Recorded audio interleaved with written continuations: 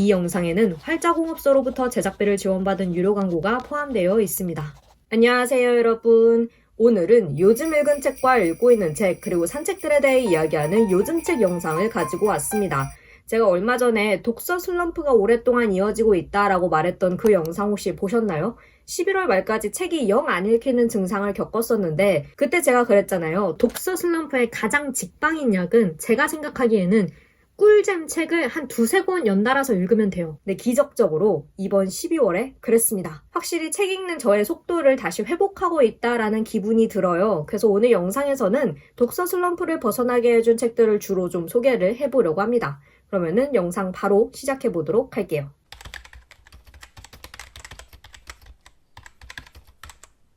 우선은 늘 그랬듯이 요즘 읽은 책들부터 이야기를 해보려고 하는데요. 첫 번째로 소개할 책은 정말 오랜만에 읽다가 눈물을 흘리고만 책입니다.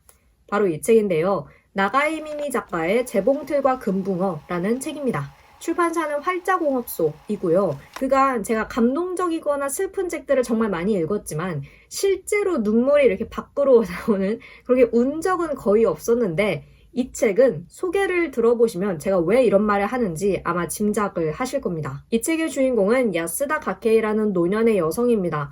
가케이는 거동이 불편하고 치매를 앓고 있어서 주간보호센터의 요양보호사 밑장들의 돌봄을 받고 있는데요. 점점 기억을 잃어가고 있고 혼자 살고 있어서 소중한 사람들과의 연결이 거의 끊겼지만 어린 시절부터 결혼하고 아이를 낳기까지의 과거는 여전히 생생하게 마음속에 남아 있습니다. 그리고 가케이 씨의 인생은 행복했나요? 라는 요양보호사의 물음에 그녀의 과거 이야기가 정말 파도처럼 쏟아져 나오는데요. 폭력적인 아버지와 계모 밑에서 그야말로 살아남아야 했던 어린 시절을 지나 가케이는 재봉틀을 돌려서 속옷에 레이스 다는 일로 생계를 꾸려나갔습니다. 파친코를 운영하던 거친 성격의 오빠와 냉랭한 오빠의 여자, 어느 날 갑자기 사라진 남편과 남편 전처의 자식, 또 새로 태어난 아이, 평생 가케이의 삶은 정말 불행하고 고단하게만 보이는데요. 그럼에도 분명 가케이의 삶에도 사랑이 있었고 기쁨이 있었습니다. 당신의 인생은 행복했나요? 라는 물음에 훌쩍 먼 과거를 떠올리는 가케이. 그리고 가케이의 삶에 재봉틀과 금붕어는 과연 어떤 기억으로 남아있을지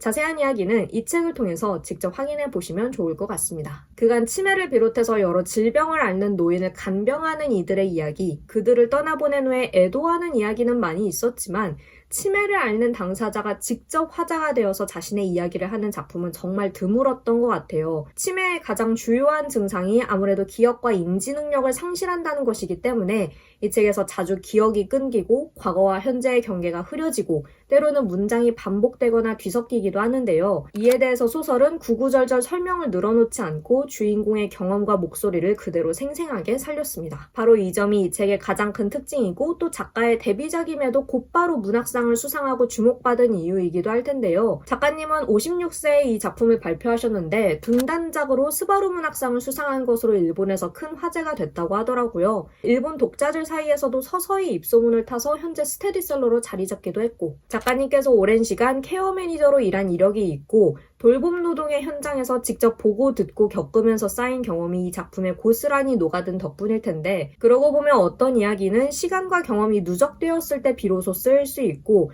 그것에 있어서 늦은 때는 없다라는 생각이 좀 듭니다. 보시다시피 꽤 얇은 책입니다. 문장 역시 가독성 높으면서 담백하고요. 치매를 앓는 가케이의 의식의 흐름에 따라 서술되고 그게 문장에도 고스란히 담기기는 하지만 일단 그 흐름에 몸을 맡기기만 하면은 술술 읽히고 페이지가 정말 빠르게 넘어가요. 하지만 이야기는 결코 가볍지 않습니다. 주인공이 워낙 굴곡진 삶을 살았고 또 치매 노인으로서 겪는 여러 어려움 그리고 가끔씩 찾아오는 며느리로부터 당하는 일들을 보고 있노라면 가케이 본인은 담담하게 받아들이지만 읽는 독자가 그 모멸감과 서글픔을 고스란히 느끼게 되거든요. 무엇보다도 소설을 읽다 보면 그녀의 삶에 있었던 가장 큰 사건 오랜 세월 가케이의 마음에 가장 큰 짐이 되었던 어떤 사건을 마주하게 되는데요. 이때부터 결말까지 그야말로 억장이 무너집니다. 상실의 아픔과 죄책감, 걷잡을 수 없는 후회를 오랜 세월 짊어왔을 가케이의 마음이 감히 짐작되지 않아서 그리고 현재의 가케이가 그것을 너무나 간결하게 설명해서 때로는 말해지지 않아서 더 슬픈 것들이 있는 것 같아요. 그럼에도 가케이의 삶은 행복했는가? 슬픔과 고난이 가득했던 삶이었지만 가케이는 마지막에 확신을 가지고 이 물음에 대답을 내리는데요. 우리가 흔히 치매에 걸리면 마치 그 자체로 모든 것이 끝나버린 것처럼 여기지만 물론 안타까운 일임에는 틀림없지만 그래도 가케이는 비록 최근의 기억들은 서서히 잃어갈지언정 자신의 삶에서 가장 반짝였던 순간만큼은 끝까지 지켜냅니다. 유쾌함을 잃지도 않고요. 그리고 자신뿐만 아니라 가까이에 있었던 주변 인물에게도 숨겨진 사연과 노력이 있었다는 것을 마지막이 가까웠을 때 새로 알게 되기도 합니다. 그리고 우리는 그거를 사랑이라고 부르죠. 이렇게 가케이의 삶은 가장 마지막 순간까지도 언제나 현재 진행형이었고 사랑을 깨닫고 지키는 과정이었고 그것이 주는 감동이 슬픔을 압도합니다. 가케이가 마지막 순간을 소중하게 품게 되는 것이 다름 아닌 사랑이라서 너무나 다행이다. 마지막 순간에 내가 품게 될 것은 과연 무엇일까? 이것을 끊임없이 생각하게 만드는 책이었어요. 분량은 짧지만 그래서 앉은 자리에서 다 읽을 수는 있지만 정말 강렬한 힘으로 마음을 쥐고 흔들었던 그런 소설이었습니다. 그래서 여러분께도 꼭 추천을 하고 싶었죠. 그런데 부디 이 책은 제가 말씀을 드리는데 조용한 방에서 혼자 읽으시는 거를 권합니다. 저처럼 사람 많은 카페에서 읽었다가 다소 난감한 상황을 맞닥뜨릴 수 있어요. 네. 그래도 가케이의 이야기를, 가케이의 목소리를 꼭 직접 들어보셨으면 좋겠습니다. 너무나 아름다운 이야기. 이 책 첫 번째로 소개를 해드렸고요. 두 번째로 소개할 책, 이 책도 정말 얇은 책이고 또 앉은 자리에서 다 읽을 수 있는 책인데요. 바로 이 책입니다. 박지영 작가의 저주받은 사람 중에 가장 축복받은, 출판사는 한겨레 출판이고요. 왜 그런 책 있잖아요. 이상하다라는 말 이외에는 달리 표현할 길이 없는 그런 책? 이 이상하다라는 게 긍정적일 때도 있고 이제 부정적일 때도 있겠는데 이 책은 긍정적인 의미로 이상했고 그리고 정말 심란했습니다. 두 개의 이야기 갈래가 있는데요. 우선은 우식이라는 남자의 이야기가 있습니다. 팬데믹이 또 한 번 벌어진 세상에서 우식은 직장 선배와 같이 디지털 세탁소, 그러니까 의뢰를 받고 온라인에 남은 과거의 기록이나 불리한 증거들을 지워주는 그런 일을 하고 있어요. 밖에는 전염병이 창궐하고 또 반복되는 자가격리에 지친 우식은 인터넷에서 우연히 휴먼북 조기준이라는 거를 접하게 됩니다. 말하자면 전자책 구독 같은 건데 다만 이 휴먼북은 사람이 직접 자기의 인생이나 삶의 지혜 같은 거를 들려주는 그런 컨텐츠인 거예요. 그리고 이 휴먼북 조기준은 인기도 없고 열람한 사람도 거의 없는 조기준이라는 남자의 삶을 볼 수 있는 휴먼북인 거죠. 이렇게 휴먼북 조기준을 보게 되는 우식의 이야기가 하나 있고 다른 하나는 이제 휴먼북 조기준의 내용, 조기준이 들려주는 자신의 삶 이야기입니다. 배경은 1983년 한 7살, 8살 정도 된 어린 조기준은 안나라는 여자에 의해서 안전가옥에 갇혀 있습니다. 안나는 한때 여배우였는데 어떤 사정으로 인해서 안전가옥에서만 지내게 됐고 안나의 설명에 따르면 바깥은 끔찍한 전쟁 중이고 조기준은 저주를 받아서 악질적인 슈퍼바이러스를 가지고 있대요. 사람들과 접촉하면은 그들을 감염시켜서 죽게 만드는 바이러스인 건데 이런 무시무시한 세상에 무시무시한 바이러스 보균자이니까 어린 조기준은 밖에도 못 나가고 안나 이외에는 아무도 못 만나고 그야말로 감금 생활을 합니다. 그리고 어린 조기준은 안나만 바라보면서 사는 아이이기 때문에 기꺼이 이곳에 머물러요. 그것도 아주 오랫동안. 과연 조기준에게는 무슨 일이 있었고 또 이후에 무슨 일들이 펼쳐질까? 이 소설은 이렇게 휴먼북 조기준을 보는 우식과 휴먼북 조기준의 이야기가 교차되면서 전개되고 있습니다. 진짜 이상합니다. 제가 아까 그랬잖아요. 긍정적인 의미로 이상하고 또 심란하다라고. 저는 이 책이 무슨 내용인지 별다른 정보 없이 읽기 시작했기 때문에 일단 어린 조기준이 안전가옥에서 갇혀 지냈던 이야기와 그 바깥 세상의 전쟁 이야기를 어디까지 현실로 봐야 할지 그것부터 알 수가 없었고요. 안나가 말하는 세상은 거의 디스토피아 아포칼립스 수준인데 어린 조기준이 보는 이 안전가옥 안의 이 좁은 세상은 잔혹동화 같기도 하고 또 1980년대라는 특정 시기가 주는 시대적인 분위기도 자연스레 녹아들어져 있고 그리고 이 책을 쭉 읽다 보면 이야기가 예상치 못한 곳에서 예상치 못한 방식으로 이렇게 확확 꺾이거든요. 휴먼북 조기준 내부의 이야기와 외부의 이야기가 어떤 지점에서 만나기도 하고 또 어긋나기도 하고 더 이야기하면 스포가 될 것 같아서 제가 말은 아끼겠지만 아무튼 정말 알다가도 모를 그런 이야기입니다. 누구의 이야기를 어디까지 믿어야 하는 걸까 그것도 쉽게 판단할 수 없고요. 처음 읽기 시작할 때와 다 읽고 났을 때 이 책을 바라보는 시선이 완전히 달라지는 그래서 저는 굉장히 흥미롭고 재미있고 또 좋았습니다. 그런데 왜 심란하냐? 이 책이 팬데믹 시기의 격리 혹은 안전가옥에서의 감금 이런 소재도 다루고 있고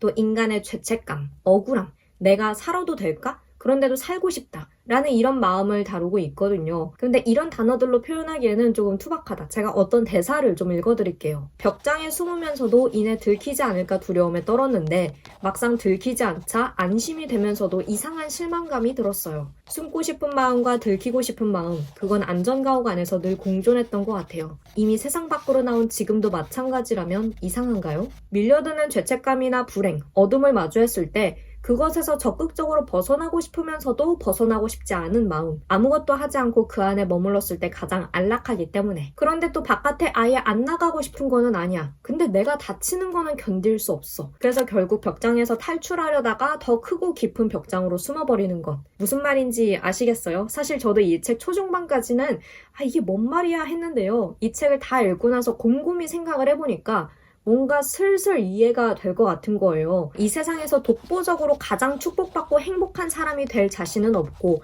아무리 노력해도 그럴 것 같지는 않으니 혹은 그러기에는 이러저러한 죄책감들이 나를 짓누르니 차라리 저주받은 세상에 머물면서 이 정도면 축복받은 삶이지 라고 생각해버리자. 최악 속에서 이 정도면 그나마 다행이라는 상태에 머무르기. 이거 뭔가 낯설지 않은 거야. 그래서 너무나 심란해졌습니다. 이 책을 읽고 나면 저주받은 사람 중에 가장 축복받은 이라는 이 제목만큼 심란한 게 없다니까요. 그래서 너무 심란해져서 지금 심란하다는 말을 몇 번을 하는 건지 모르겠는데 어쨌든 이런저런 생각을 하게 만든 휴먼북 조기준 이라는 그것을 다시는 보고 싶지 않은데 이 책은 어쩐지 나중에 다시 읽고 싶어질 것 같은, 그리고 내가 어떤 심리 상태에 있느냐에 따라서 정말 천차만별로 다른 감상을 가지게 될 것 같은 그런 참 오묘하고 이상한 책이었습니다. 그래서 여러분께 추천을 하고 싶습니다. 실컷 심란하다고 말을 해놓고 추천한다고 하니까 좀 모순쟁이 같기는 한데 나 혼자 읽고 심란해지는 것보다 다 같이 읽고 다 같이 심란해지는 게 더 의미 있을 것 같거든요. 점점 더 말이 이상해지는 것 같은데 그러니까 이거를 한 개인의 내면, 나 혼자만의 문제라고 생각하고 곱씹고 끙끙 앓고 더 깊은 어둠으로 빠지는 것보다 더 많은 사람들이 함께 읽음으로써 어쩌면 인간이라면 누구나 한 번쯤은 가질 수 있는 보편적인 마음이고 보편적인 어둠이다 라는 거를 우리 모두가 확인을 하면 이 어둠에서 탈출하고자 하는 마음을 좀 더 수월하게 가질 수 있을 것 같아요. 그런 의미에서 더 많은 분들께서 함께 읽어보셨으면 좋겠다 라고 말씀을 드린 거고, 제 말의 의도가 잘 전달되었으면 좋겠는데 아무튼 정말 이상한 책이었고요. 얇은 책이었지만 그 후유증과 여운이 꽤 오래간다. 그리고 기본적으로 재미있습니다. 뒤통수를 치는 그런 매력도 있고, 그래서 이 책 두 번째로 이야기를 해보았습니다. 세 번째로 이야기할 책은 그 독서 슬럼프 영상에서 잠깐 언급했던 책인데요. 드디어 다 읽었습니다. 바로 이 책, 윤이나 작가의 신이 떠나도 라는 책이고 출판사는 유유이입니다. 그때 소설관심에 다녀와서 유유이에서 보내주셨던 책인데 이 책도 도착하자마자 읽었었고 기대했던 것처럼 정말 재미있었습니다. 그때 영상에서 이 책의 대략적인 줄거리를 소개하긴 했는데 그 영상 못 보신 분들도 계실 테니까 다시 한번 이야기를 해볼게요. 소설은 크게 세 인물을 중심으로 돌아갑니다. 첫 번째는 무연맨션에 사는 문강우라는 남자. 강우는 예전부터 영 운이 없었지만 성격만큼은 모나지 않고 밝은, 보고 있으면 괜히 좀 짠하면서 동시에 유쾌해지는 남자예요. 현재는 무연맨션에 살면서 동거인 마이클과 함께 심부름센터를 운영하고 있습니다. 그러던 어느 날 강우는 누나 강은이 자신의 명의까지 도용해서 재산을 털고 잠적했다라는 청천벽력 같은 소식을 듣게 됩니다. 그리고 그 즈음 나타난 것이 현재림, 두 번째 인물인데요. 재림은 여의도에서 가장 신발 좋고 잘 나가는 무당이었어요. 그런데 어느 날 갑자기 자신에게서 신이 떠나버렸음을 알게 됩니다. 그리고 비서일을 믿고 맡겼던 강은이 역시 돈을 들고 잠적해버렸고요. 신도 떠났고 돈도 사라졌고, 그러나 자신의 딸 미래에게 평탄한 삶을 물려주고 싶었던 재림은 어떤 일을 꾸미기 위해 여의도를 떠나 귀신이 나올 것처럼 허름한 무연맨션으로 찾아갑니다. 그리고 마지막으로 재림이 이 계획을 세우게 된 가장 큰 이유, 미래의 이야기도 펼쳐지는데요. 무당의 딸이라는 이유로 학교에서 따돌림도 당하고 쉽지 않은 10대 시절을 보내고 있는 미래는 어떤 의미심장한 꿈을 꾸게 됩니다. 그리고 엄마 재림과는 전혀 다른 자신만의 계획을 세우게 되고요. 이렇게 소설은 무연맨션에서 살아가는 강우와 재림, 미래, 이 세 사람을 중심축으로 하면서 무연맨션 사람들과 함께 벌어지는 일들을 그리고 있습니다. 여기 띠지에 보면 팔자회복, 동상이몽, 상부상조, 운명조작극이라고 적혀 있잖아요. 이 소설을 처음 시작할 때는 도대체 이 네 가지가 어떻게 이어진다는 거지 하고 의아하거든요. 그런데 다 읽고 나면 이 소설은 정말 팔자회복을 꿈꾸며 동상이몽하고 운명조작극을 벌이지만 결국에는 상부상조하게 되는 이야기구나 하는 거를 깨닫게 됩니다. 무연맨션에서 살아가는 인물들, 그리고 그 바깥의 인물들이 거미줄처럼 촘촘하게 얽히면서 정말 우당탕탕이라는 말이 어울리는 재미있고 가슴 따뜻한 이야기가 펼쳐지거든요. 작가의 말에서 작가님이 말씀하시길 이 소설은 끝난 뒤에 시작하는 이야기를 쓰고 싶었다 라는 마음에서 출발했다고 합니다. 모든 인간에게 신과 같은 무엇이 있다고 한다면 신을 잃은 인간은 어떻게 살아갈까? 이 어떻게 살아갈까라는 질문이 이 소설에서 중요하게 작용하는 것 같은데 아무래도 주인공 제림이 점을 보는 무당이고 사람들은 일이 잘 안 풀리거나 해답을 얻고 싶을 때 무당에게 가서 어떻게 해야 할까요? 라고 물어보곤 하잖아요. 하지만 정작 이유와 방법, 답을 알려주어야 할 제림이 모시던 신을 한순간에 잃어버린 거죠. 이렇게 인생의 나침반이라고 해야 될까? 확고한 믿음이라고 해야 될까? 그런 것이 사라졌을 때 인간은 어떻게 살아야 하는가? 제가 느끼기에 이 책이 말해주는 것은 그런 상황에서 인간은 오로지 혼자서는 살아갈 수 없다. 하지만 다르게 말하면 함께라면 어떻게든 살아갈 수 있다. 이 중요한 사실을 말해주는 것 같습니다. 서로 어떤 목적을 가지고 있든 강우와 제림, 미래는 무연맨션에 살면서 다른 입주민들과 관계를 맺고 또 서로의 삶에 깊숙이 들어가는데요. 저마다 각자의 사연과 어려움을 안고 있지만 함께 움직이기 때문일까? 그것들이 하나도 어떻게 풀려가기 시작합니다. 하지만 이들의 관심은 오지랖이나 어떤 관음적인 불쾌한 시선이 아니라 타인의 어려움을 외면하지 못하는 선하고 또 염려하는 마음이에요. 삶의 어떤 고비를 넘긴다는 것은 이런 마음이 모여서 등을 밀어줄 때 가능한 것이고 그래서 이 책을 한 줄로 요약하자면 그야말로 인류애가 차오르는 소설입니다. 각자 도생이 시대정신으로 여겨지는 요즘 같은 시대에 어떻게 보면 소설이기에 가능한 이야기이고 소설이기에 가능한 결말 같기도 하지만 사실 우리는 이웃과 이런 관계를 맺고 이런 마음을 나누면서 살아가고 싶은 게 아닐까 하는 이 각박한 시대에 너무 낭만적인 꿈인 것만 같아서 꼭꼭 숨겨왔던 그런 간절한 바람을 펼쳐놓는 그런 소설이었습니다. 신이 있는지 없는지 정해진 운명이라는 게 있는지 없는지 우리 인간으로서는 알 수 없죠. 그렇다면 기왕에 한 번 사는 인생 서로 손을 한 번 더 잡아주고 힘들어할 땐 뒤에서 밀어주고 그렇게 살아보면 좋지 않을까. 마지막 페이지에서 살짝 눈물이 핑 돌기도 했던 그런 아주 아름다운 마무리였다. 그리고 또 한 가지 덧붙이자면 우리가 이제 미신이라고 말하는 그런 것들이 있잖아요. 미신이라고 말을 하기는 하는데 우리가 생활에서 이렇게 알게 모르게 아주 굳건하게 지켜가고 있는 그런 소소한 습관이나 어떤 믿음들 아무래도 이 책의 주인공이 무당이기 때문에 많이 그려지고 있고 그런 것들을 읽는 재미가 또 톡톡히 있었습니다. 한국인이라면 이거는 그냥 넘기기에는 조금 뭔가 계속 신경 쓰이는 그런 그래서 아주 재미있었고 여러분께 다시 한번 꼭 추천하고 싶은 그런 책입니다. 이 책을 완독하고 나서 비로소 느끼기 시작했죠. 나 독서 슬럼프 점점 극복하고 있는 것 같은데? 다음으로는 요즘 읽고 있는 책들에 대해서 이야기를 해보려고 하는데요. 이렇게 재미있는 책을 3권을 연달아 읽고 조금 탄력이 붙어서 다음 책들도 골랐고 기대했던 것처럼 또 재미있게 읽고 있습니다. 우선은 이 책을 지금 읽고 있습니다. 조영근 작가의 콰이강의 다리 위에 조선인이 있었네. 출판사는 한겨레 출판이고요. 제목이 좀 독특하죠. 도대체 무슨 내용이 펼쳐질지 궁금해지는 제목인데 이 책은 논픽션입니다. 역사에 연루된 나와 당신의 이야기라는 부제에서 알 수 있다시피 주 분야는 역사이고요. 이 책이 실린 동명의 챕터를 통해서 어떤 이야기를 하는 책인지 설명할 수 있을 것 같아요. 제2차 세계대전 당시 일본군은 물자 수송과 보급을 위해서 태국과 버마, 오늘날의 미얀마에 있는 철도를 건설하고 있었어요. 이때 영국군을 비롯한 연합군 포로와 민간인들 대거 동원했는데 이들은 끔찍한 폭력과 학대를 당하면서 일을 해야 했습니다. 그런데 이때 포로들을 감시하며 폭력을 저지른 포로 감시원 중에는 수많은 조선인들이 있었어요. 이 조선인들은 사실상 강제징용되어서 먼 타국까지 가서 일본군 밑에서 포로를 감시하는 일을 해야 했고 전쟁이 끝난 후에는 전범으로 분류되어서 사형당하기도 했는데요. 포로들을 가혹하게 대하지 않으면 감시원인 이들이 일본군으로부터 폭력을 당했기에 위의 지시를 그대로 따라야 했던 상황. 피해자이면서 누군가에게는 가해자이고 개인의 윤리적 책임과 선악의 이분법으로는 도저히 판가름 한가름할 수 없는 상황이 이 책에 고스란히 담겨 있는데요. 이외에도 이 책은 일제가 세운 만주국에 만들어진 스타이면서 전후에는 평화주의자를 자임하고 또 위안부 문제와 일본의 과거사 책임에 대해 발언했던 리샹란, 서구의 오리엔탈리즘과 오페라 나비부인, 뮤지컬 미스 사이공 등 근현대사 속에 윤리적으로도 복잡 미묘하고 다양하게 뒤얽혀 있는 인물과 사건들에 대해서 이야기하고 있습니다. 어느 하나 외따로 떨어져 있지 않은 역사의 거대한 흐름 안에서 우리는 모두 연루되어 있고 그것에 책임에서 완전히 자유로운 나라나 사람은 없다 라는 것을 말하는 책이 아닌가 싶고요. 이 설명을 들으면은 다소 무거운 책이라고 생각하실 것 같고 실제로 무거운 주제가 맞기는 합니다. 특히 우리가 몰랐던 혹은 우리 입장에서는 어쩌면 좀 외면하고 싶기도 한 이야기들을 정면으로 마주하는 책이기 때문에 결코 가볍게 읽히지는 않는데요. 그런데 동시에 정말 흥미롭고 또 재미있습니다. 물론 여기에서 말하는 재미는 흥미진진한 소설을 읽을 때의 재미와는 다른 종류의 재미인데 글 자체가 술술 읽히고 또 몰랐던 것을 새로 알게 될 때 어떤 번쩍이는 느낌도 있고 영화와 오페라, 뮤지컬, 책 등등 정말 다양한 텍스트들도 제시가 되기 때문에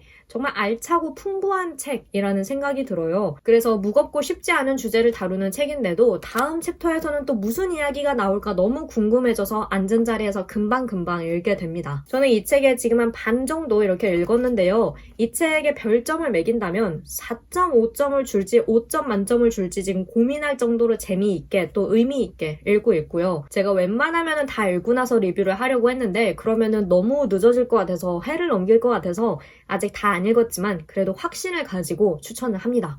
여러분 이 책 꼭 읽어보시기를 바랄게요. 정말 오랜만에 좋은 논픽션 한 권을 만났습니다. 그리고 또 읽고 있는 책 다시 소설로 넘어와서 이 책을 읽고 있습니다. 김성중 작가의 왼손잡이는 꿈을 잘 기억한다. 출판사는 문학동네이고요. 이 책도 제목이 참 독특하죠. 김성중 작가님의 신작 소설집입니다. 개그맨, 국경시장, 에디 호근 애슐리 등등 김성중 작가님의 소설집을 그간 재미있게 읽어왔기 때문에 이번에도 작가님의 성함만 믿고 구매를 했고요. 표제작을 포함해서 총 8편의 작품이 실려 있습니다. 그 중에 저는 왼손잡이는 꿈을 잘 기억한다까지 읽었고 다음 작품을 이제 막 읽기 시작한 참이에요. 작가님의 소설에 환상적인 요소가 등장하는 작품이 많아서 제가 또 예전부터 늘 관심 있게 읽어왔는데요. 이번 책에도 제가 지금까지 읽은 3편의 소설이 완전 환상이라고 말하기에는 약간 애매한 부분도 있지만 그 경계 어딘가에 있는 작품들이 많더라고요. 유령들은 죽은 후에 유령이 되어서 딸의 그림자에 붙은 한 여자가 도서관에서 자신과 같은 유령을 만나게 되는 이야기이고요. 새로운 남편은 인공지능과 홀로그램으로 이루어진 남편을 들이는 여자들, 그리고 이 새로운 남편에게 물질적인 몸을 주기 위해서 베트남으로 향하는 주인공의 이야기를 그리고 있습니다. 표제작 왼손잡이는 꿈을 잘 기억한다는 너무나 고단한 삶을 살지만 꿈에서만큼은 오색찬란한 경험을 하던 우경의 이야기인데요. 꿈에 나타난 남자와 꿈의 일부를 잘라내는 대신 현실이 그만큼 더 나아지는 거래를 하게 되면서 달라지는 우경의 꿈과 현실을 그리고 있습니다. 그리고 서풍은 고속도로 휴게소에서 우연히 만난 남자와 방화 사건에 연루되는 혹은 동조하는 그런 인물의 이야기를 그리고 있는데요. 이거는 이제 막 읽기 시작한 참이라서 자세한 이야기는 더 읽어봐야 알 것 같습니다. 이렇게 유령이나 인공지능 남편, 꿈과 현실을 맞바꾸는 거래 등 환상적이거나 SF적인 요소가 많이 담겨 있어서 우선 작품 한 편 한 편이 너무나 재미있고 그 안에 또 다양하게 생각해볼 인간의 이런 다양한 면모들 이런 게 많아서 이렇게도 뜯어보고 저렇게도 뜯어볼 수 있는데요. 더 자세한 감상은 책을 다 읽은 다음에 정리할 수 있겠지만 우선은 오랜만에 읽는 김성중 작가님의 소설집이기 때문에 조금 들뜬 마음으로 읽고 있습니다. 게다가 제가 이 책을 소전서림이라는 멋진 공간에서 읽기 시작했는데요. 그래서 더 몰입을 확 할 수가 있었고 생각해보면 책을 읽는 장소가 독서에 끼치는 영향도 참 큰 것 같아요. 그래서 책을 읽는 장소를 주기적으로 바꾸는 것도 독서 슬럼프를 극복하는 데 좋은 방법인 것 같습니다. 하지만 가장 중요한 것은 재미있고 좋은 책을 만나는 것이고 그런 점에서 이 책, 이미 앞에 읽은 3편의 작품만으로도 저는 여러분께 추천을 하고 싶다. 왜냐면 저를 너무나 즐겁게 해주고 있기 때문에. 네. 그래서 이 책도 읽기 시작했습니다. 마지막으로는 최근에 산 책에 대해서 이야기를 해보려고 합니다. 산 순서로만 따지자면 방금 이야기한 김성중 작가님의 책을 가장 최근에 샀는데 그 책은 이미 읽기 시작한 책으로 이야기했으니까 두 번째로 최근에 산 책, 아직 읽지 않은 책을 이야기해보려고 하는데요. 바로 이 책입니다.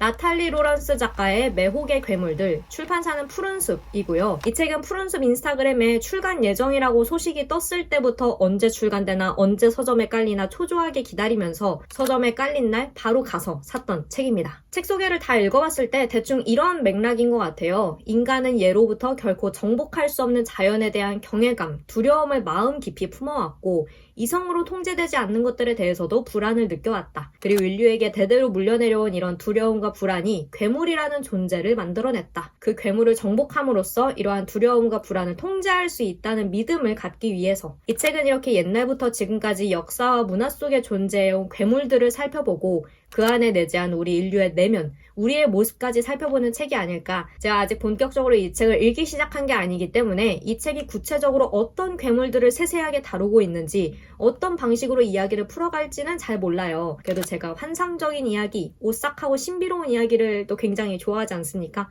그래서 이 책에도 아주 즉각적으로 관심이 갔었죠. 제목만 보고도 이 책을 무조건 읽어야겠다라는 생각을 했었고, 그리고 그것도 있었어. 이 책이 출간될 즈음에 정확히 뭐가 먼저였는지는 모르겠는데 기에르모 델 토로 감독의 프랑켄슈타인이 넷플릭스에서 공개된다 어쩐다 하는 그런 시점이었어요. 프랑켄슈타인도 어떻게 보면은 인간의 실존과 불안을 담아낸 작품이라고 할 수 있고 마침 이 책도 출간되고 그래서 둘을 같이 보면은 또 재미있겠다라는 생각을 했던 것 같아요. 이게 책이 다시 좀 잘 읽히기 시작하니까 소설 이외의 논픽션 장르에도 다시 마음이 가고 읽고 싶은 의욕이 막 생기더라고요. 책이 잘 안 읽힐 때는 논픽션에는 영 손이 안 가고 자꾸 뒤로 밀었었는데 이제는 또 이런저런 논픽션들을 장바구니에 그렇게 쌓아두고 있습니다. 그래서 긍정적인 신호로 보고 있고요.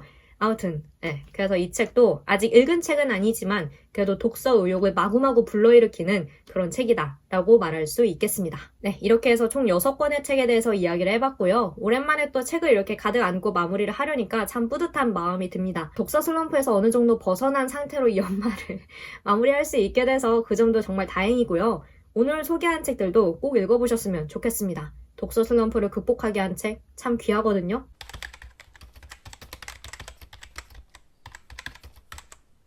지금 생각으로는 이 영상이 아마도 2025년의 끝에서 두 번째 영상이 될 것 같아요. 이제 남은 거는 제 계획으로는 2025 올해의 책 연말 결산 영상뿐이거든요. 제가 올 한 해 어떤 책들을 읽었는지 이렇게 살펴보면서 그 영상도 좀 부지런히 준비하려고 하고 있고 역시 기대 많이 해주셨으면 좋겠습니다. 책을 한아름 들고 조만간 또 나타나도록 할게요. 그럼 저는 여기서 이만 영상 마치도록 할게요. 오늘도 영상 봐주셔서 정말 감사하고 우리는 다음 영상에서 다시 만나요. 빠이! 이 영상에는 활자공업소로부터 제작비를 지원받은 유료 광고가 포함되어 있습니다.